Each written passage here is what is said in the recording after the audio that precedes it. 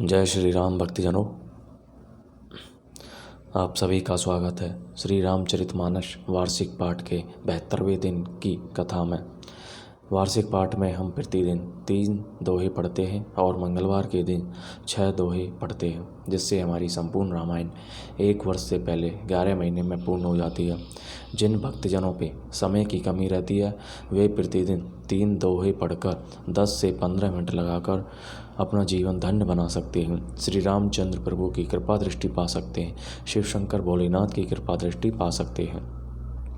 श्री रामचरितमानस का पाठ करने से पहले हम सभी देवी देवताओं का आवाहन करते हैं कि वे भी हमारी श्री रामचरितमानस में सम्मिलित हों और हमें अपना आशीर्वाद प्रदान करें। बोलो जय सियावर रामचंद्र की जय।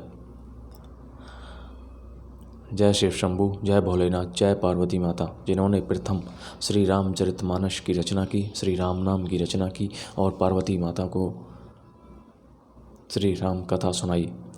उसके पश्चात सभी गुरुजनों, सभी सप्तऋषियों, श्री काकभूषुंडी जी, श्री वाल्मीकि जी, श्री तुलसीदास जी और अन्य सभी देव देवताओं का आह्वान है कि वे भी हमारी श्री रामचरितमानस में सम्मिलित हों और हमें अपना आशीर्वाद प्रदान करें। जय सरस्वती माता की जय। श्री गणेशाय नमः। तो शुरू करते हैं भक्तजनों आज की कथा। श्री विश्वामित्र ऋषि श्री रामचंद्र और लक्ष्मण जी को लेकर श्री सीता जी के स्वयंवर में पहुंच गए हैं, तो अभी उसी का वर्णन चल रहा है। कुंजर मणि कंठा कलत और अनहि तुलसी का माल, वीर सब कंद के हरि ठबनी बलनि देबाहु विशाल। मंगल भवनि अमंगल हारी द्रवौ सुदशरथ अजरि बिहारी। हृदयों पर गजमुक्ताओं के सुंदर कंठे और तुलसी की मालाएं सुशोभित हैं। उनके कंधे बैलों की तरह ऊंचे तथा पुष्ट हैं। एंड खड़े होने की शान सिंह की सी है और भुजाएं विशाल एवं बल की भंडार हैं। कटी तो नीर पीत पट बांधे, कर सर धनुष बाम कब्बर कांधे। पीत यज्ञ उपवीत सुहाए, नख सिक मंजू महा छवि छाए। कमर में तरकस और पीताम्बर बांधे हैं। दाहिने हाथ में बाण और बाएं सुंदर कंधों पर धनुष तथा पीले यज्ञोपवित्र जनेऊ सुशोभित है। नख से लेकर शिखा तक सब अंग सुंदर हैं, उन पर महान शोभा छाई हुई है। देखी लोग सब भय सुखारे, एक टक लोचन चलत न तारे। हर से जन को देखी दो भाई, मुनि पद कमल गए तब जाई। उन्हें देखकर सब लोग सुखी हुए।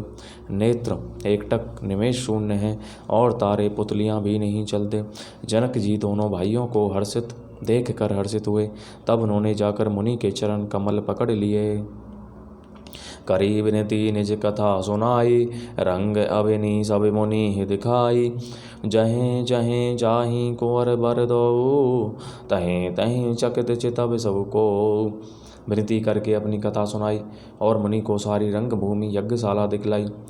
मुनि के साथ दोनों श्रेष्ठ राजकुमार जहाँ जहाँ जाते हैं वहाँ वहाँ सब कोई आश्चर्यचकित हो देखने लगते हैं। निज निज रूख राम ही सब देखा, को ने जान कछु मर्म विशेषा। बलि रचना मुनि निरपसन कहेऊ, राजा मुदित महासुख लहेऊ। सबने राम जी को अपनी अपनी ओर ही मुख किए हुए देखा, परंतु इसका कुछ भी विशेष रहस्य कोई नहीं जान सका। मुनि ने राजा से कहा, रंग भूमि की रचना बड़ी सुंदर है। विश्वामित्र जैसे निष्प्रह विरक्त और ज्ञानी मुनि से रचना की प्रशंसा सुनकर राजा प्रसन्न हुए और उन्हें बड़ा सुख मिला।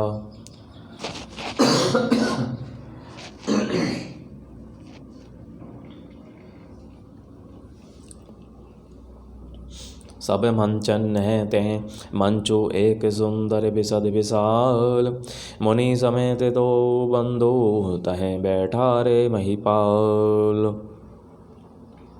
सब मंचों से एक मंच अधिक सुंदर, उज्ज्वल और विशाल था। स्वयं राजा ने मुनि सहित दोनों भाइयों को उस पर बिठाया। प्रभु ही देखी सब नृप हिय हारे, जनु राकेश उदय भय तारे। असी प्रीति थी सबके मन माही, राम चाप तो रब सके नाही।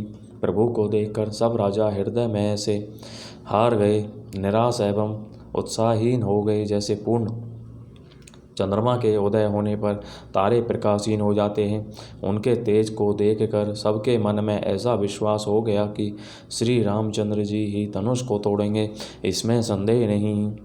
बिनु भंजेऊ भव धनुषो विशाला, मेले ही सिय राम और माला।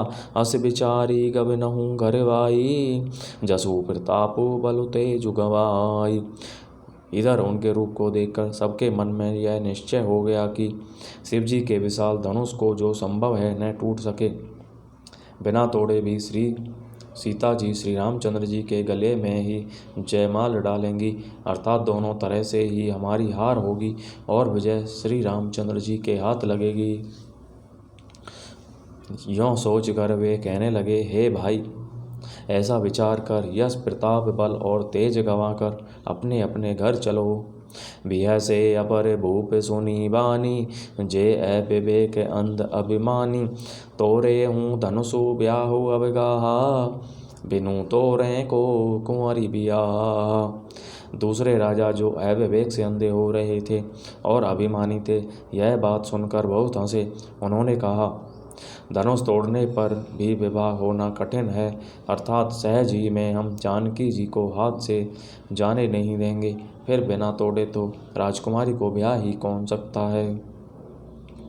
एक बार कालऊ किन हो, सिय हित समर जितब हम सो। यह सुनी अवर मही पे मुस्काने, धर्मशील हरि भगत सयाने। काल ही क्यों न हो, एक बार तो सीता जी के लिए उसे भी हम युद्ध में जीत लेंगे। यह घमंड की बात सुनकर दूसरे राजा तो धर्मात्मा हरिभक्त और सयाने थे, मुस्कुराए।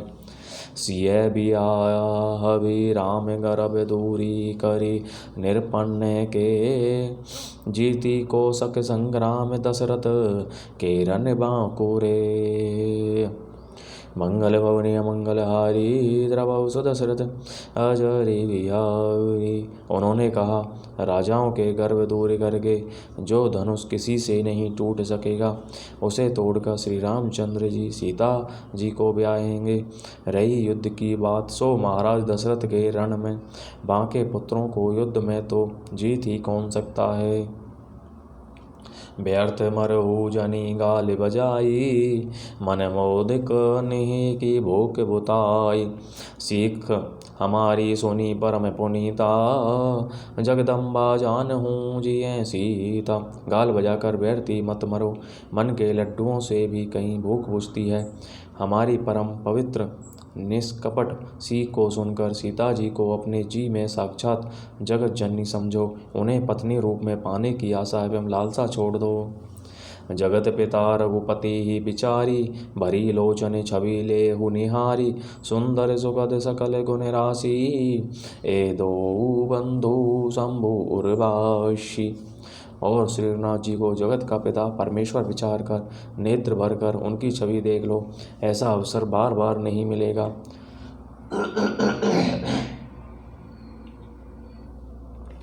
सुंदर, सुख देने वाले और समस्त गुणों की राशि, ये दोनों भाई शिव जी के हृदय में बसने वाले हैं। स्वयं शिव जी भी जिन्हें सदा हृदय में छिपाते रखते हैं, वे तुम्हारे नेत्रों के सामने आ गए हैं। सुधा समुद्र समीप बिहाई, मृग जलो निरकी मर कतधाई। करहु जाई जा कहूँ जोई भावा, हम तो आजु जन्म फलु पावा। समीप आए हुए भगवत दर्शन रूप अमृत के समुद्र को छोड़कर तुम जगत जननी जानकी को पत्नी रूप में पाने की दुराशा रूप मिथ्या मृग जल को देखकर दौड़ कर क्यों मरते हो। फिर भाई, जिसको जो अच्छा लगे वही जाकर करो। हमने तो श्री रामचंद्र जी के दर्शन करके आज जन्म लेने का फल पा लिया, जीवन और जन्म को सफल कर लिया। अस कही भले भूप अनुरागे, रूप अनूप बिलोकन लागे। देख ही सुर नभ चढ़े विमाना, बरस ही सुमन कर ही कलिगाना। ऐसा कहकर अच्छे राजा प्रेम मग्न होकर श्री राम जी का अनुपम रूप देखने लगे। मनुष्यों की तो बात ही क्या, देवता लोग भी आकाश से विमानों पर चढ़े हुए दर्शन कर रहे हैं और सुंदर गान करते हुए फूल बरसा रहे हैं। श्री सीता जी का यज्ञशाला में प्रवेश। जानी सु अवसर ओसिय तब पठई जनक बुलाई। चतुर सखी सुंदर सकल सादर चली लवाई। मंगल भवनी अमंगल हारी, द्रवौस दशरथ अजरे बिहारी। तब सुअवसर जानकर जनक जी ने सीता जी को बुला भेजा। तब चतुर और सुंदर सखियाँ आदरपूर्वक उन्हें लेवा चलीं। बोलो जय श्यावर रामचंद्र की जय। तो इस प्रकार भक्तजनों, आज की कथा का विराम यहीं पर होता है। सभी देव देवताओं का बहुत बहुत धन्यवाद जो हमारी कथा में सम्मिलित हुए और हमें अपना आशीर्वाद प्रदान किया। प्रभु श्री रामचंद्र जी और भोलेनाथ शिव शंकर सभी का कल्याण करें। बोलो जय श्यावर रामचंद्र की जय।